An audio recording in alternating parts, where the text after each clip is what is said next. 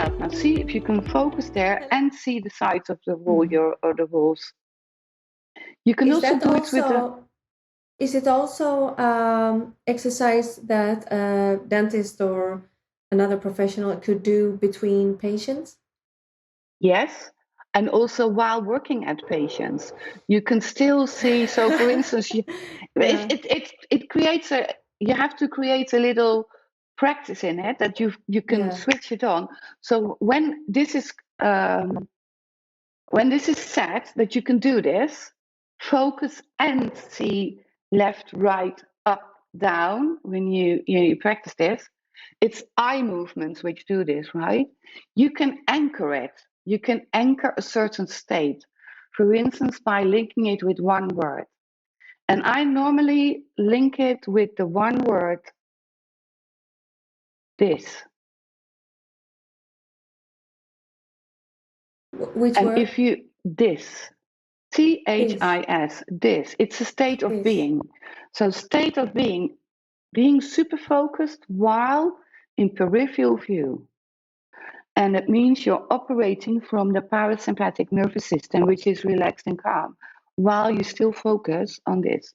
So for me, it's in my system. I can look at the camera while I can see almost over there my coffee machine in the kitchen. But I'm not looking at it. And it creates a different hormonal response. And it feels calm, relaxed, and in control. And once you have this, you can also mentally put yourself in a certain situation which you would find difficult, for instance, and be calm, relaxed, while focused on the subject. And whether the subject is the mouth of your client, or a personal situation which somebody could find difficult to deal with, makes no difference. It's your internal being which is then in your control. And that's, we call it a brain hack, but actually a eye hack, because it's got to do with eye movements, and you can change your state of being by doing that. The other thing which I want to address, because you said many dentists are perfectionists, which contributes to mental illness. But I would like to stress that the word mental illness needs to be replaced with mental health. Mental illness is because of lack of care for mental health. And mental health should come on the same importance as physical health, as oral health. I mean, if I ask you as a dentist, what do you think about the client who only brushes their teeth once a week? What do you say? Well, yes, of course you're going to have problems because you're not looking after your oral health. It's the same with mental health. If you don't look after it, you're going to get into trouble. Because at the end of the day, the way we are programmed, and we are programmed in the first 5 years of our life, those survival mechanisms, those coping mechanisms which were installed in the first 5 years of our life, in the family of origin, in the community of origin where we were living, they no longer apply when we are adults. We are no longer dependent to stay alive on the approval of our parents, society, community. But the programming is set in the first 5 years and is still running at the background. That's incredible. That's why this is, if everybody would know this. Yeah, that is so important for parents to know. Yeah. And maybe I was thinking about that this morning. Maybe it sounds harsh, but maybe we should, like taking a driving license. Before you get a parent, you have to know certain things, and that is one of the things. Because if we knew how much it would affect, we would not our have children. these maybe trauma to trauma. One person. I mean, I have been a perfectionist. Valentina, my daughter, that you know, she's a perfectionist, and we were speaking about it yesterday. And of course, she has seen me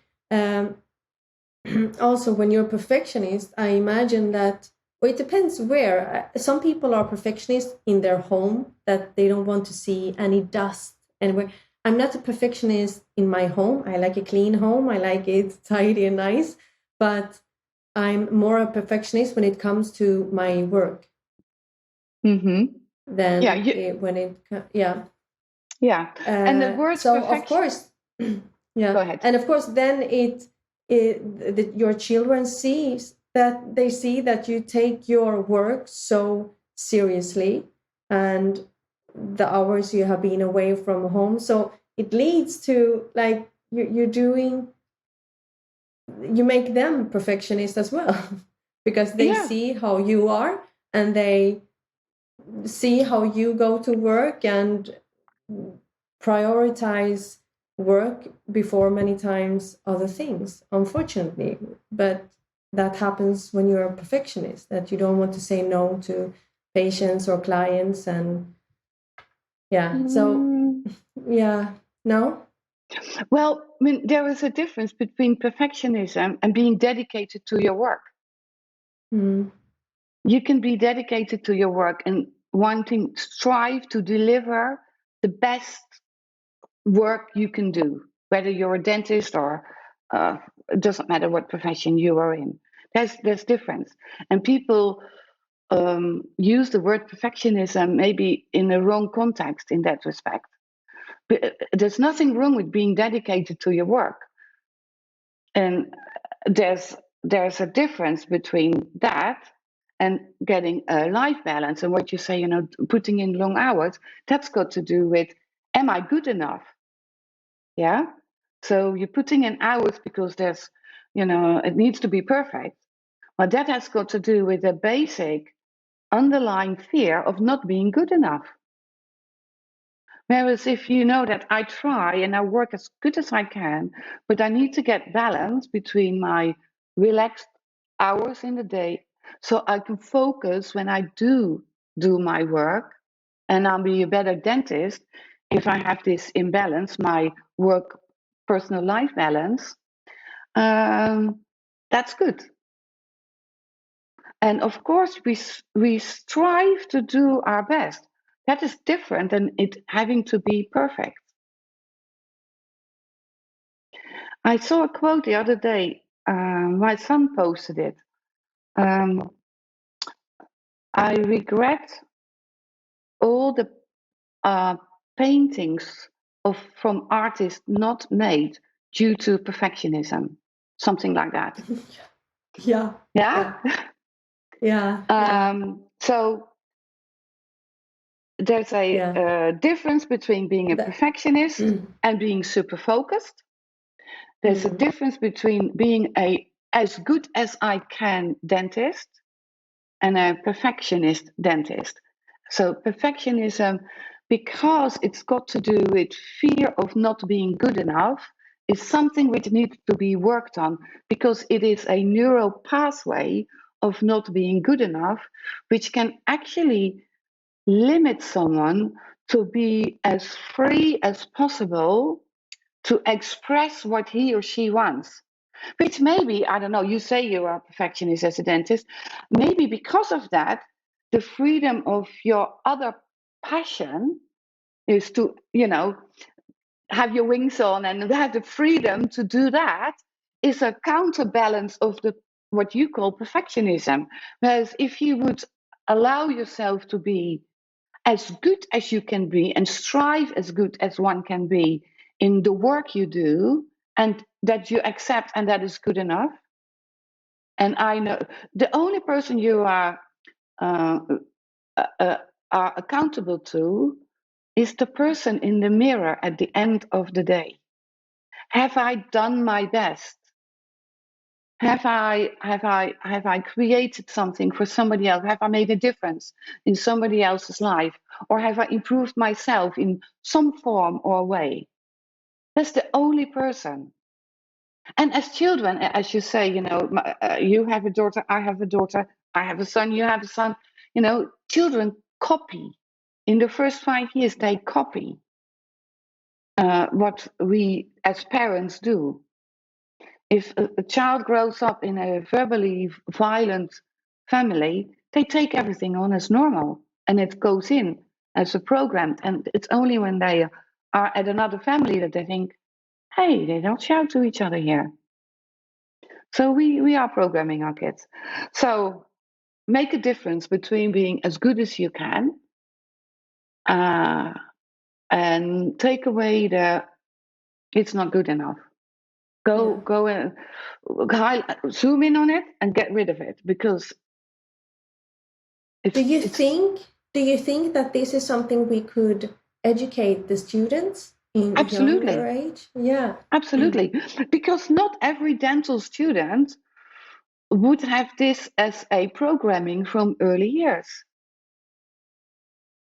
You can be a dentist without that background. Maybe there's a free, whatever the reason somebody chooses that particular profession, and it doesn't matter what profession, there's always people who come from a different background. And never forget that we individuals, we are all unique. We are all little diamonds. And if we have the opportunity when we are young to explore and to go and find out what is my gift, and my gift and is different from your gift, that it's from generations who before us, for whom we have genes, but also the combination of the uniqueness of biological heritage, soul heritage, and environment where we are in, which makes it we can create something which I call the authentic self.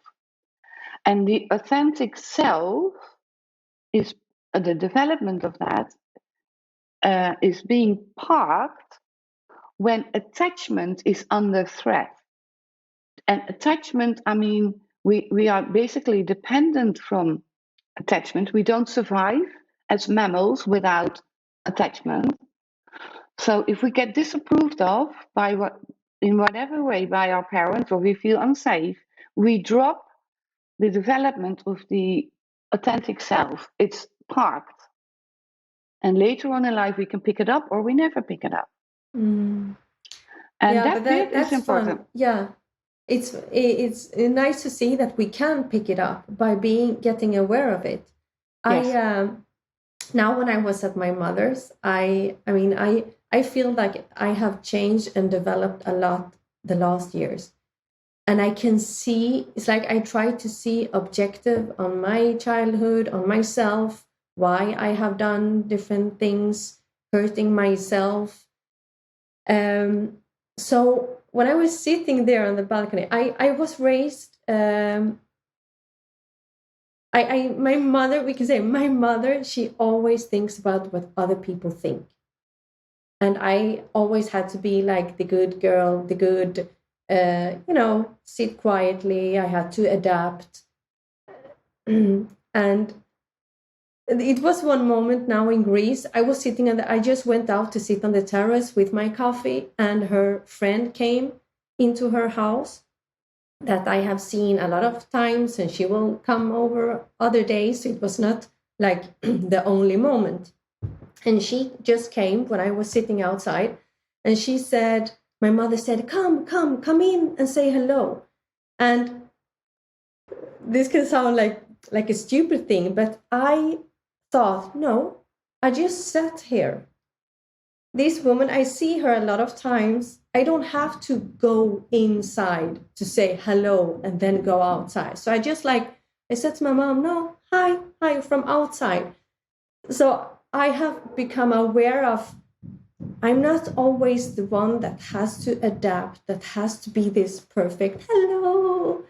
It's like, but I had to go through several things in life to become aware. I know today that my self-care and my boundaries helps me being a better person, better professional. But I'm wondering also, maybe I think that if I had heard several things during the education, that it's okay to think about yourself. It's okay. And I'm really aware of it. So now with my children, I'm like, yeah, do what you want. It looks like you're tired. Go and rest. It's so important to listen to your own feelings and not be the good person, the good, perfect, adapting people pleaser, especially when you work with people, because it will come to a point when you don't have anything left for yourself. So it's so important to think about yourself and your own. By being selfish, you can be and help other people much more.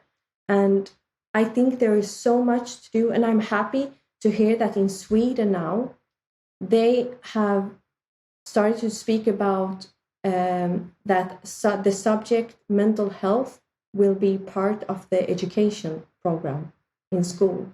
Yeah, that is so good. And it's like, why have we waited so long? I mean, we have been at the moon, we have artificial intelligence and everything, but we don't have mental health. Basic mental health care, yeah. Basic mental health. But I think that the world has to change now when they see that there had never been so many young people taking their lives, people feeling bad and take their lives when they on social media look like the perfect. It's like, hello, it's we have to speak up about this. We have to learn and teach our children to make mistakes and think about themselves, because I think in the end it comes to, if you're happy, you will not hurt another person. Correct. A person that is, it's like, I love the Buddhists because they say if a person is bad to you, you should even give more love to that person, because that is what they need. Correct. And I really believe that a happy person don't want to hurt another person. You don't have the need.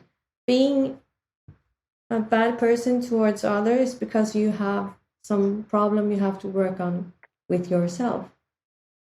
So it's so much to do, and that is the force and the passion I have now. Why I'm speaking a lot about dentists is because it is a group that nobody wants to speak about, and the dentists themselves don't want to speak about it, and there is a high suicide rate that we don't speak about. So I really feel like a inner purpose to spread the word to the world, even if I don't want to be negative about it. But it's like it is like the reality, and there are solutions. Absolutely. By speaking up and speaking in time earlier, already when the children are young, if they hear about these things when they are really young, if they hear about it when they are, how do you say, adolescente?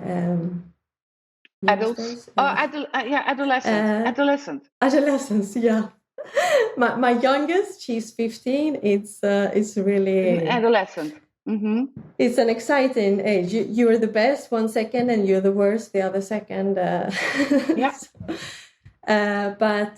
And then if you hear it again when you're studying in the university, then that repetition of listening to yourself is okay.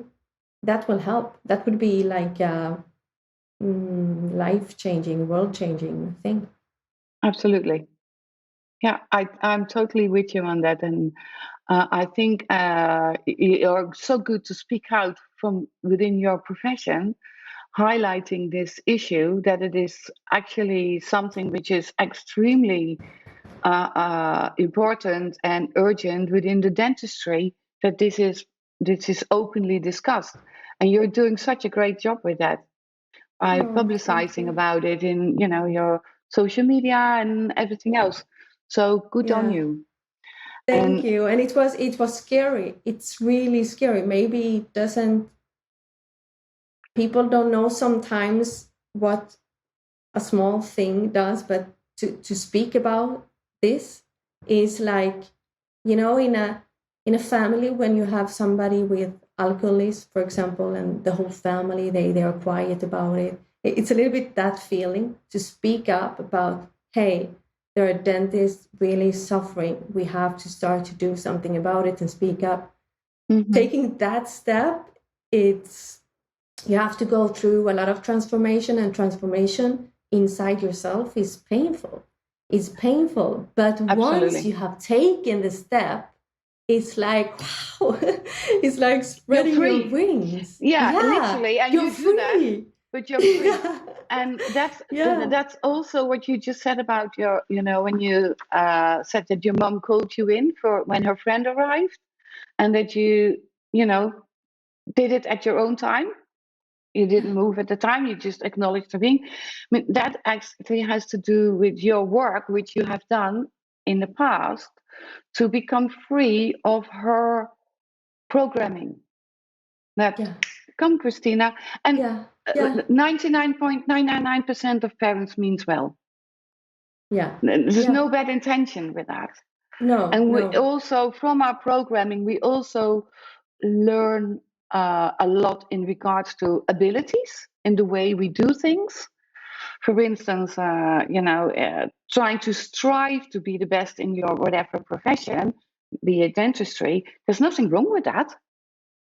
I mean, I'd rather have somebody who strives to be the best in whatever they are doing than somebody who's just lazy and let somebody else take care of it. That's not nice.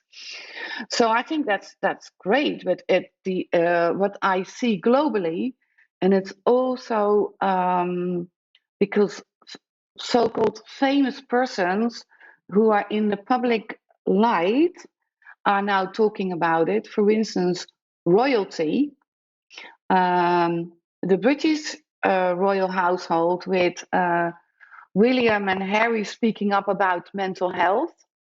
In Holland, our princess has said, yes, I go and see a therapist for my mental health because I want to keep it up. Famous people who talk about mental health, because the majority of people are not used that this is a normal subject as important as if you eat healthy. And I think we have a task here to make it public. And good on you that you are taking this on in your specific area of expertise and the area you're working in. And if there's anything I can help you with, please contact me on that. Thank you. So important. Yeah, it is. It is because when you're going through a difficult time, you feel so alone, and you want to hear somebody else, like who has been here in this situation, who came out, so it is very important you're never alone.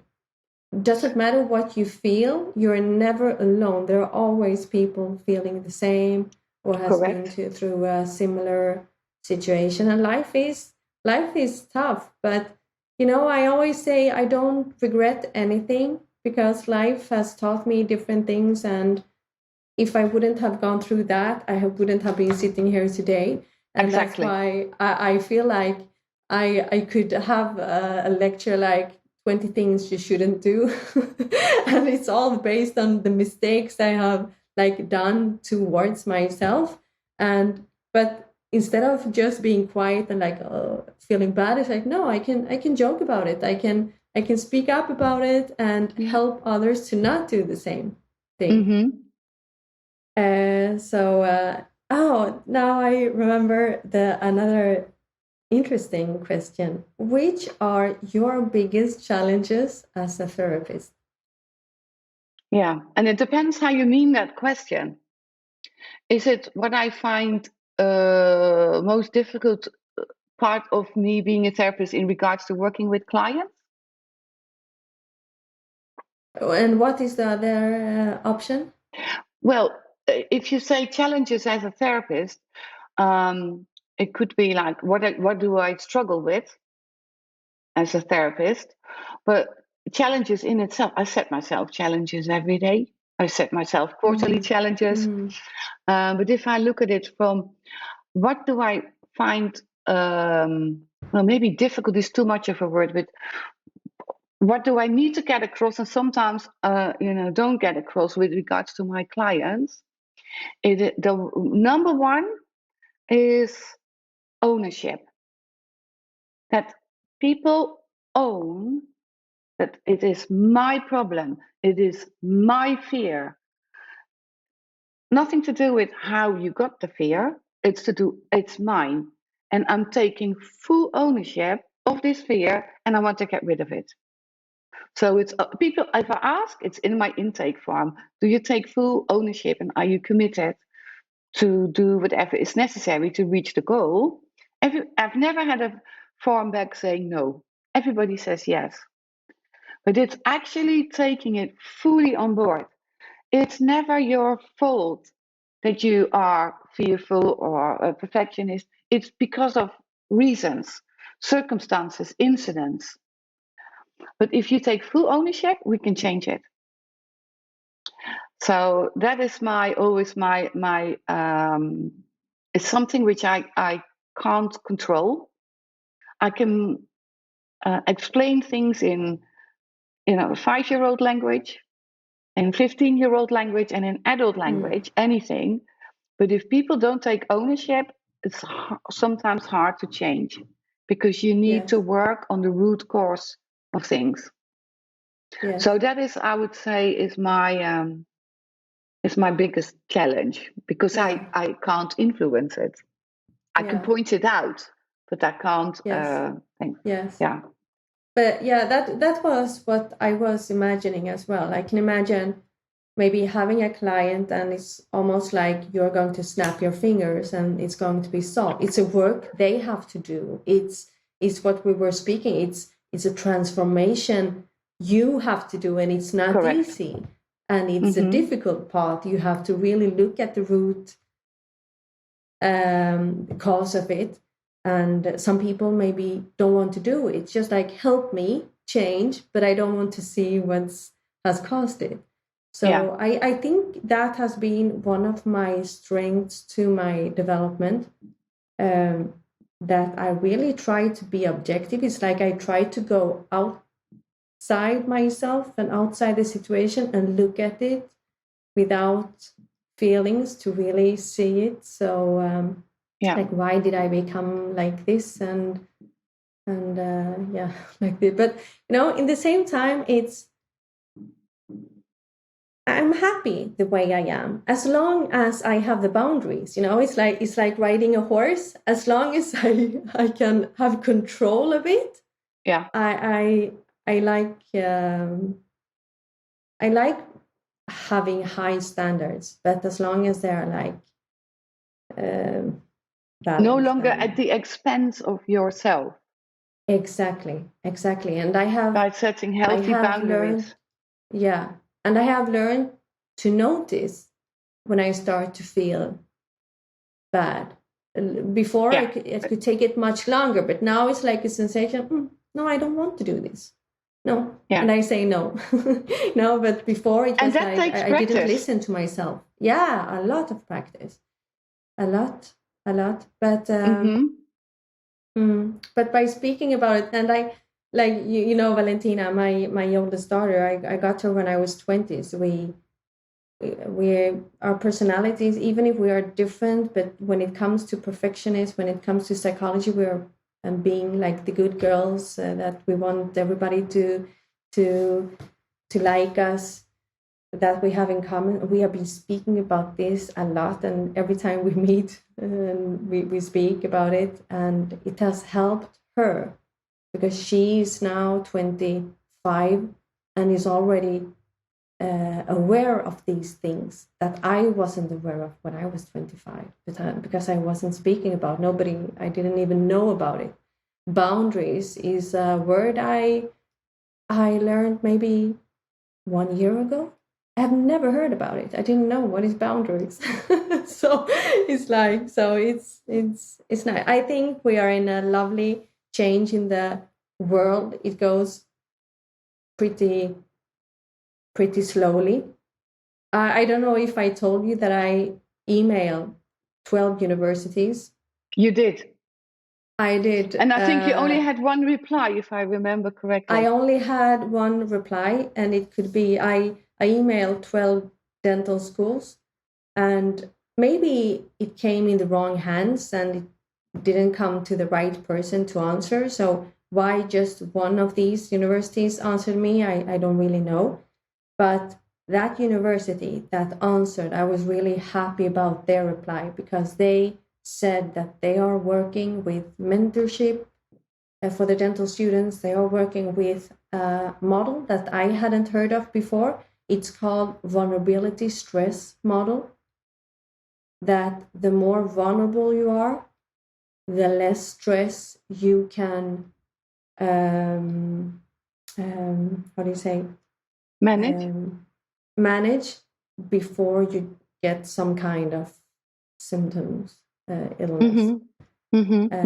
So that was really interesting, and I got happy to see that. So I think things are changing. What happened with one of the dental schools, that made me sad to see. I emailed several people in the university in the same mail, and one of them answered the other person's and didn't realize that I would see the answer as well, and said, my question in the mail was, hello, I was introducing myself. I'm doing a research of what has changed in the dental schools, and if what you are doing to help the dental students have a better health. Yeah, it was a long mail, but it was that because we know that many dentists are suffering from burnout, depression. And she emailed the other ones and said, don't answer her. We don't know who she is. But I presented myself, so they knew who I was. But that made me sad to see that, is there still the stigma? Can't we speak about this? It's like you said, it's not about dentists only, it's any person. And especially maybe when you're a health provider. But not only that, I saw in an article that even the developers of artificial intelligence are suffering now from burnout. And it's all about boundaries. It's all about setting boundaries and knowing yourself. And then Absolutely. It doesn't matter if you're a dentist or whatever. Yeah. But it's all about mental health in that respect, and boundaries is part of it. So it's looking after your own mental health. What do I need? Where am I struggling? Am I totally dependent on somebody else's opinion about myself? Am I being crushed? Am I avoiding confrontation? Am I being totally chaotic in my head? It's this, what you said just earlier, like, going from an observation point of view. If you look at it from what we call the observer position, into what happened to this little Christina Radics, what happened to her, then it doesn't affect you as much as if you say me, little Christina, when she was 4 years old, was in this and this and this and these circumstances. So it's also teaching people how they can learn to observe their situation, why they are who they are mentally, because it gives insight.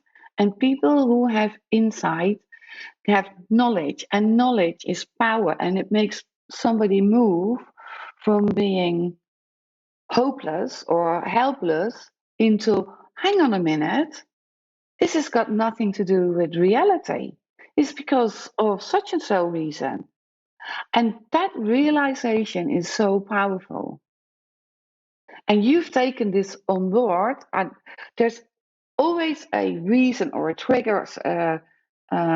Sometimes somebody has to be unhappy or in an unhappy situation. It could be work, it could be a house, it could be a relationship.